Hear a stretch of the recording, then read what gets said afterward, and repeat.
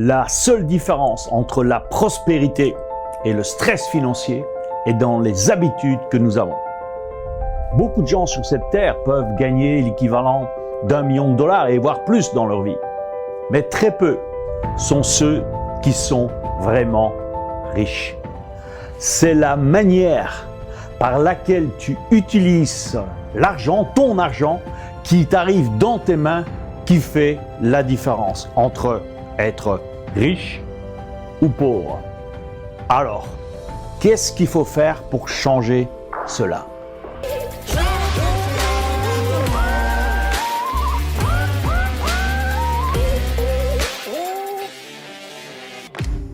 Bonjour, je suis Roger Lannoy, je suis coach et expert international dans le changement immédiat et durable. Dans cette vidéo, je te propose de découvrir quelques petits changements dans ton quotidien qui peuvent faire une grande différence sur tes finances.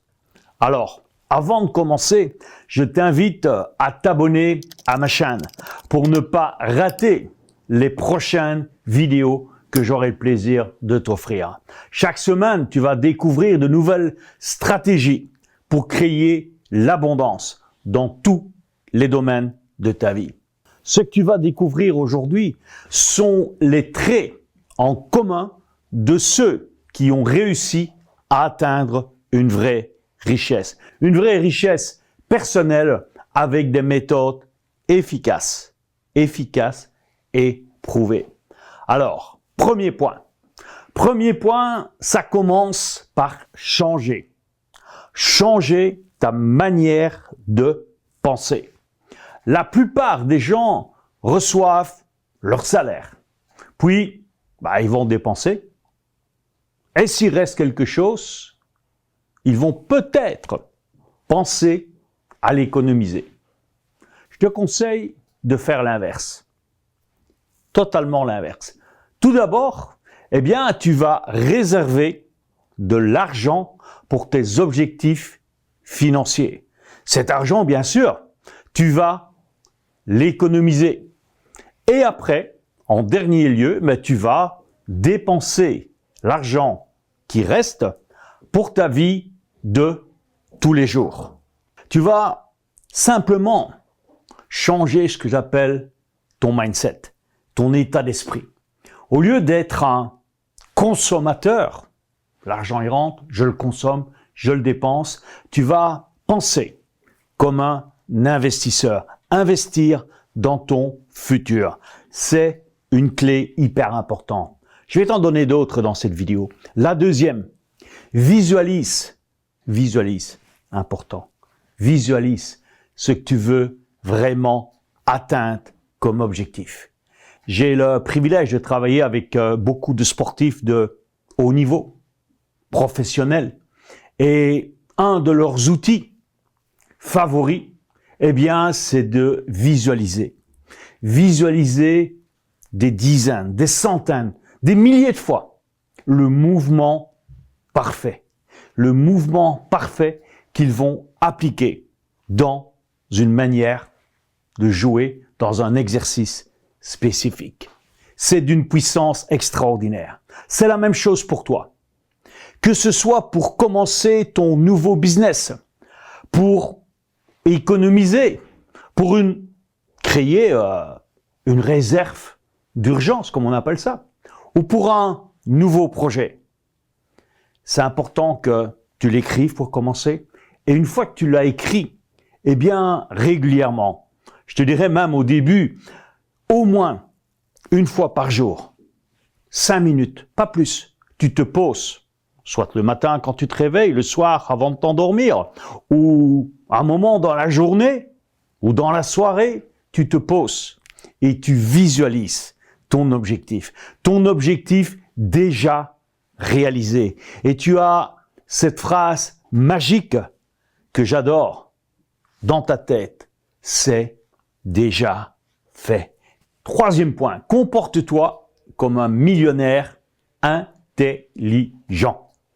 Oui, pas tous les millionnaires vivent dans une énorme maison ou conduisent une Ferrari. La vérité, c'est que beaucoup d'entre eux vivent, je vais dire, en dessous de leurs moyens. Les millionnaires ne dépensent pas leurs revenus inutilement. Ils ne sont pas des consommateurs. Donc, consommateur, ben, tu écoutes, il y a con. Et après, sommateur. Bien au contraire, ils économisent plus que ce qu'ils ne dépensent. Les grandes richesses proviennent toujours d'un travail intelligent et de la capacité à économiser. C'est important que tu crées un plan, dans lequel, eh bien, tu vas voir tes actifs qui sont en train de progresser et que tu vas investir justement pour mettre ce que j'appelle ta monnaie machine en place et privilégier les actifs qui vont, comme on dit, faire des petits, faire des jeunes, qui vont te rapporter. Ça, c'est être un millionnaire intelligent. Quatrième point, hyper important, maîtrise combien d'argent rentre et combien sortent. Si tu ne sais pas combien d'argent tu dépenses par mois, tu ne pourras jamais le maîtriser. Ça, c'est le b.a.-ba. Certains vont appeler ça, avoir un budget.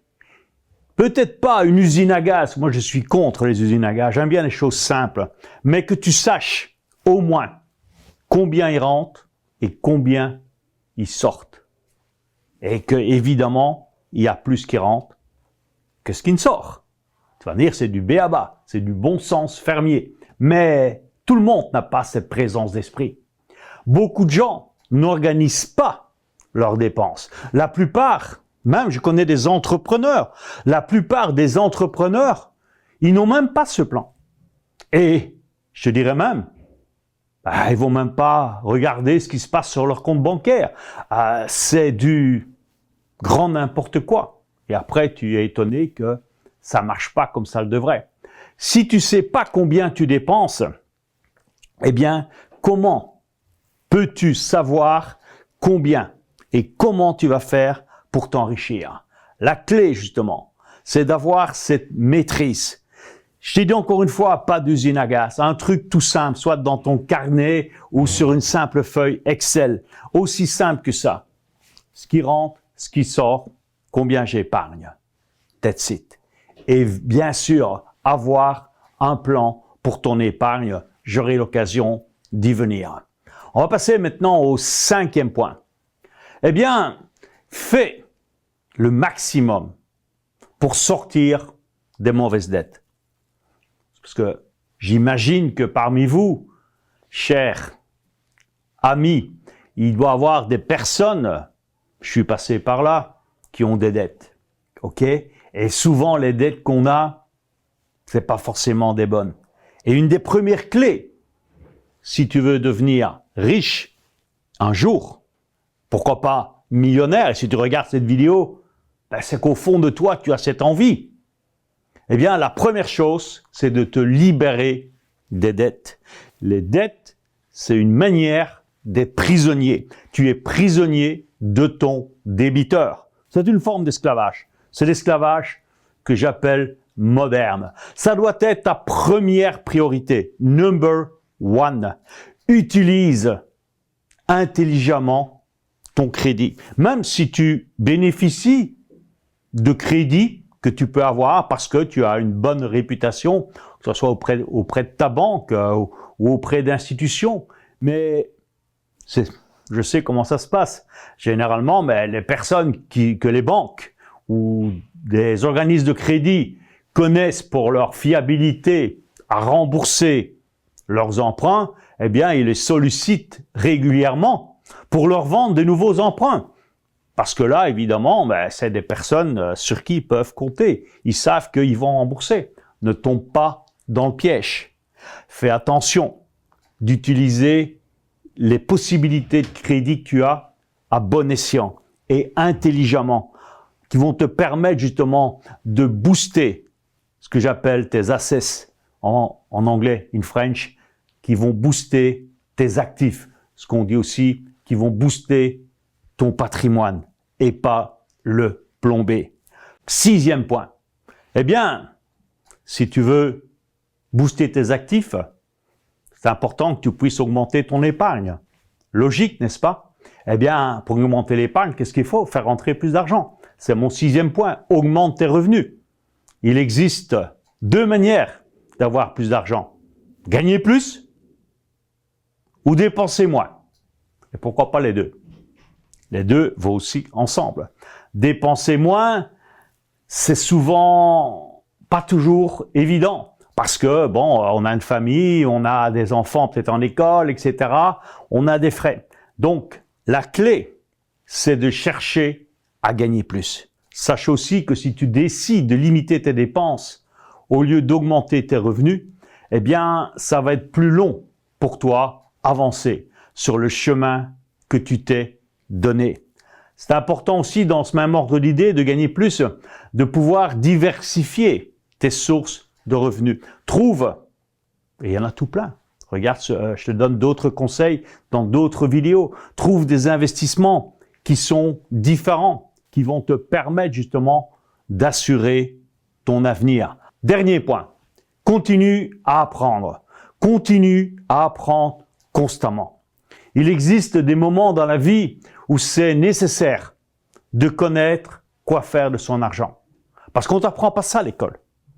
J'ai l'occasion de faire des séminaires financiers et souvent les gens, quand ils sortent, ils me disent « Mais Roger, ce que tu nous as dit », des personnes parfois qui ont 40, 50, 60 et plus, qui me disent « Mais si j'avais connu ça plus tôt, je ne serais pas dans la situation actuelle. J'aurais créé beaucoup plus de patrimoine. » Ça, on ne te l'apprend pas à l'école. Alors, cherche à te former. Tu peux faire plein de choses qui vont t'aider à justement avoir les bonnes habitudes. Les habitudes d'épargne, de contrôle des dépenses. Tous les points que je t'ai présentés dans cette vidéo, comme les clés de l'abondance, où je t'apprends justement à pouvoir avoir cette clarté d'esprit, avoir cet état d'esprit qui fait que tu vas créer cette abondance dans ta vie.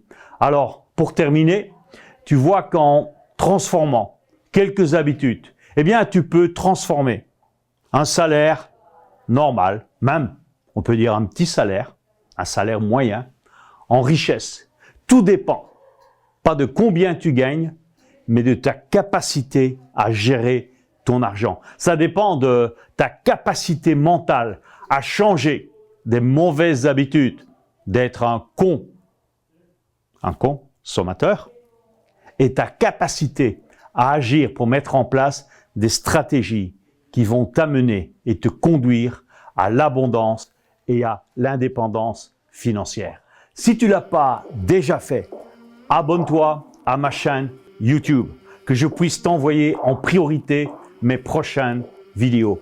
Et je te donne rendez-vous justement dans les prochaines vidéos. Merci et à très bientôt.